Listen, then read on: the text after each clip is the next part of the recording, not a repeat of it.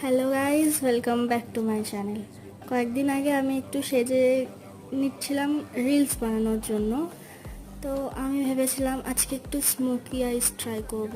But আমি যতবার smoky আইস করতে গেছি, হয় পুরো চোখ কালো কালো হয়ে গেছে, না হয় একদম মানে কিছুই হয়নি ঠিক করে। তো আজকে ট্রাই করছি, তোমাদের সাথে শেয়ারও করছি।